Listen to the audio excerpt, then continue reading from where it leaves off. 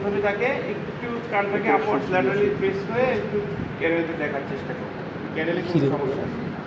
ক্যানেলে যদি ফারাঙ্কুলোসিস থাকে, ফুলা থাকে, টয়লেট থাকে, তাহলে আমরা ওরাল স্পেকুলাম দিতে পারি। এই জন্য আমরা ফারাঙ্কুলোসিস থাকলে এক্সামিনেশন করবো না, ব্যথা থাকে। তারপরে আমরা ওরাল স্পেকুলাম দিয়ে একটু দেখি, ঠিক আছে? দেখার পরে ইন্সপেকশনের পরে পালপেশন। পালপেশনটা কি, আমরা এভাবে চাপ দেব পিছনের সামনের দিকে, পিছনের দিকে, পিনাটা দেখবো। আর এখানে মাস্টার টেন্ডারনেস, এই যে এখানে ঠিকমতো মাস্টারে প্রেস করে ফেসের দিকে তাকাবো ব্যথা আছে কিনা। মাস্টার নিচ থাকলে এখানে ব্যথা হবে, ঠিক আছে? এভাবে চাপ দেবো, ফেসের দিকে তাকাবো।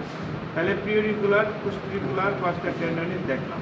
দেখার পরে আমরা এক্সামিনেশন উইথ ওরাল স্পেকুলাম, এই ওরাল স্পেকুলাম দিয়ে দেখবো। ওরাল স্পেকুলাম দিয়ে দেখবো পারফোরেশন আছে, ডিসচার্জ আছে। তাহলে কী করতে হবে, ডিসচার্জের স্মেল আছে কিনা এটা দেখতে হবে। হ্যাঁ, তাহলে এই যে তুলাটা পেছনে না থাকলে আপনার দিতে হবে। এর পেছাবো সুন্দর করে। এটার নাম কি? জবসন হর্ন প্রব। এটা দিয়ে আমরা ফরেন বডি বের করি, আর এটা দিয়ে তুলা পেঁচা প্রবিং করি। তাই ওরাল, এটাকে বলে প্রবিংটাকে, এটাকে বলে এই যে তুলা পেঁচায় কলাম, এটাকে বলে ড্রাই মপিং। এটা ওরাল টয়লেটিং বলে। জবসন হর্ন প্রব। তাহলে এদিকে করে আমরা একটু দেখবো ডিসচার্জটা কিরকম নিয়ে। এই যে ডিসচার্জ, ডিসচার্জ তার কোনো স্মেল নাই, ঠিক আছে? তার মানে এটা টিউবেটিবেটিক ভ্যারাইটি। এবং ডিসচার্জের আবার ইয়ে আছে, ক্রাইটেরিয়া আছে। ডিসচার্জ কি ধরনের হতে পারে? একটা হতে পারে সেরাস, আরেকটা হতে পারে সেরোপুরুলেন্ট। সেরাস এটা সেরোপুরুলেন্ট, তারপরে সেরাস, মিউকয়েড, মিউকোপুরুলেন্ট, পুরুলেন্ট, 4 ধরনের ডিসচার্জ থাকে। Serous, mucoid, purulent. হ্যাঁ, এটা মিউকোপুরুলেন্ট বলতে পারো। তাহলে পুরুলেন্ট যদি থাকে তাহলে আমার কালার আছে, হোয়াইট থাকতে পারে, তারপরে তোমার ক্রিমি কালার থাকতে পারে, যেটা পুরুলেন্ট ক্রিমি কালার থাকতে পারে। তারপরে অনেক সময় ব্ল্যাকিশ থাকতে পারে, গ্রিনিশ থাকতে পারে, হ্যাঁ ইউলোইশ থাকতে পারে। গ্রিনিশ যদি থাকে তাহলে আমরা ধরে নিয়ে আসলে ঠিক আছে? তাহলে এগুলো আমরা ক্রাইটেরিয়া দেখবো। দেখার পরে ওরাল স্পেকুলাম দিয়ে দেখলাম, স্মেল নিলাম, তারপরে আমরা অটোস্কোপ দিয়ে আরও ভালো দেখা যায়। অটোস্কোপ দিয়ে দেখতে পারলে আরও ভালো, ঠিক আছে? অটোস্কোপ ধরার নিয়মটা কি, অন করবো, অন করে তার জন্য আমরা বাম কান দেখতেছি, ডাইন কান দেখতেছি, বাম ডাইন হাতে ধরবো, ধরে আপওয়ার্ডস ল্যাটারালি পিনাকে প্রেস করবো, এটাকে প্যান হোল্ডিং পজিশনে ধরবো, ধরে আস্তে আস্তে সুন্দর করে ঢুকাবো, একদম ফ্লোর পারফোরেশন বরাবর ঢুকাইতে হবে। তুমি যদি ক্যানেল ঢুকাও তাহলে দেখা যাবে। তারপরে এখনো তার সুন্দরভাবে পারফোরেশন দেখা যাচ্ছে। এখন এটা ওরাল স্পেকুলাম দিয়ে দেয়, জ্বালাই কি হবে, এই যে এটা এরকম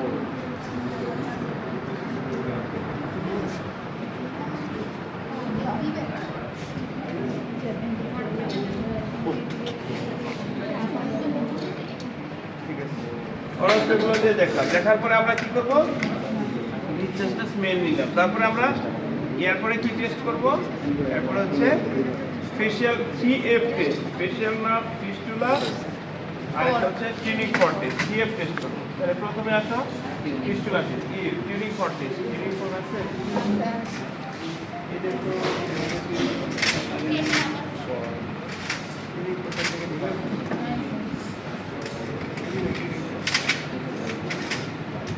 আচ্ছা, আমি ধরো টিউনিং ফর্টের কাজ এটা দিয়ে চালাই। হ্যাঁ, মনে করো এটাই টিউনিং ফর্ট। আমরা টিউনিং ফর্টটা এখানে একবার ধরবো, পিছনে একবার ধরবো, বলবো সামনে বেশি শুনে না পিছনে বেশি শুনে, ঠিক আছে? আমরা এখানে টিউনিং ফর্টকে বাড়ি দিব কত, হার্টজের এটা 512।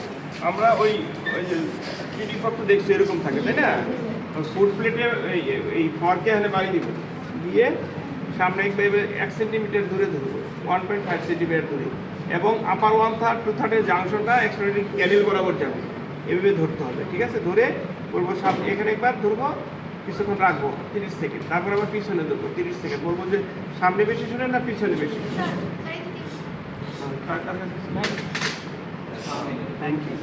তোমার পার্সোনাল, হ্যাঁ, এটা কিন্তু 128, এটা কিন্তু ভালো না, কারণ এটা বেশি ভাইব্রেট লাগবে। এটা বেশি ভাইব্রেট করে। হ্যাঁ, এটা দিয়ে খুব একটা সুন্দর বোঝা যায় না, সাউন্ড প্রোডাকশন কম, কিন্তু এটার ভাইব্রেশন বেশি। তাহলে শব্দ শোনা যায় এখন বেশি না এখন বেশি? এখন বেশি। পিছনে বেশি শুনে, এটা কি বলে? বোন কন্ডাকশন, সামনে এয়ার কন্ডাকশন, পিছনে bone conduction. Bone conduction greater than air conduction. তাহলে ইন কেস অফ কিউবিডিমিনিক ভ্যারাইটি এটাই হবে, bone conduction greater than air conduction. আর যদি এয়ার কন্ডাকশন গ্রেটার দেন বোন কন্ডাকশন হইতো তাহলে দুইটা, নরমাল এয়ার, সেন্সোরিয়াল হেয়ারিং লস, দুইটাতেই হয়। তারপরে আসো ওয়েবার টেস্ট। ওয়েবারটা কি করবো? এখানে চাপ দিয়ে মাঝখানে ধরবো, ধরে বলবো কোন কানে বেশি শুনেন?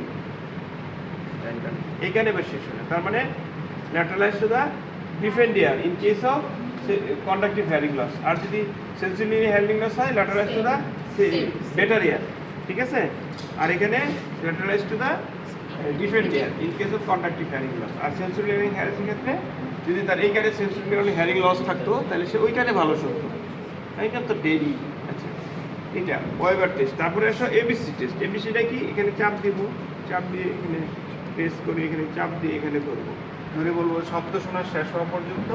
শব্দ যখন শুনবে না তখন হাত তুলবেন, তখন সে হাত তুললে তোমার কারে তুমি দিবা, যে সে শুনে নাই তুমি শুনতেছো, তার মানে তার অ্যাবসলিউট বোন কন্ডাকশন রিডিউসড, তার মানে তার সেন্সোরিয়াল হেয়ারিং লস আছে।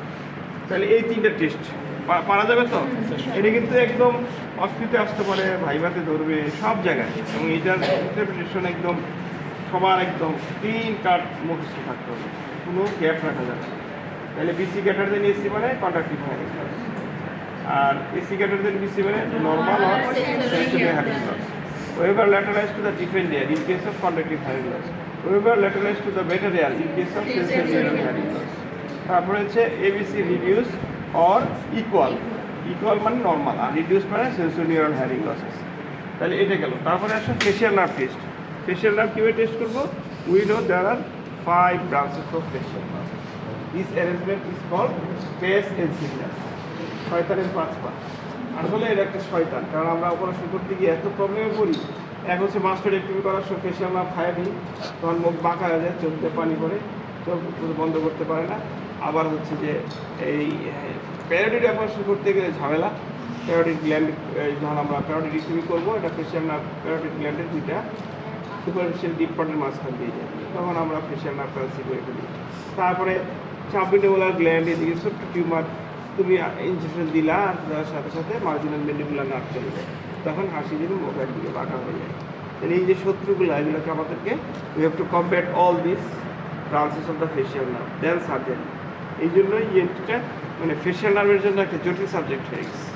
তাহলে অনেকে ক্লিয়ার করতে সহজ করতে, কারণ প্যারোডিড অপারেশন করতে হবে, মাস্টারেক্টমি করতে হবে, মানে সাবমেন্ডিবুলার গ্ল্যান্ড এক্সিশন করতে হবে, তিনটা জায়গায় এই ফেশিয়াল নার্ভের ব্রাঞ্চগুলো ডিস্টার্ব, ঠিক আছে? আর এগুলো যদি না থাকতো তাহলে তো আমাদের কাছে রুগী আসতে পারে, জেনারেল সার্জনদের সব অপারেশন করে ফেলতো, তারা তো হোল বডি সার্জন, তাদের ধারণা, তাই না? সবই করবে তারা, এখনও করে, একটু ভয় পায়, ভালো ট্রেনিং না হলে প্যারোডিড করতে চায় না, আমাদের কাছে পাঠায়। মাস্টার তো করবে না তারা, কিন্তু প্যারোডিড সাবমেন্ডিবুলার গ্ল্যান্ড করতে পারে। এই জন্য আমরা, আমাদের আরেকটা শত্রু আছে এখানে, থাইরয়েড কাটার সময়, রিকারেন্ট রিজিয়ন না, এগুলো আমাদের একটা আর কি। এই জন্য অ্যানাটমিক্যাল নলেজ শার্প থাকতে হবে, যাতে এগুলো সেভ করা যায়। এরপরে আসো, তাহলে ফেশিয়াল নার্ভের 5টা ব্রাঞ্চ দেখি। 5টা ব্রাঞ্চের নাম কি? Temporal, zygomatic, বাকাল, marginal mandibular,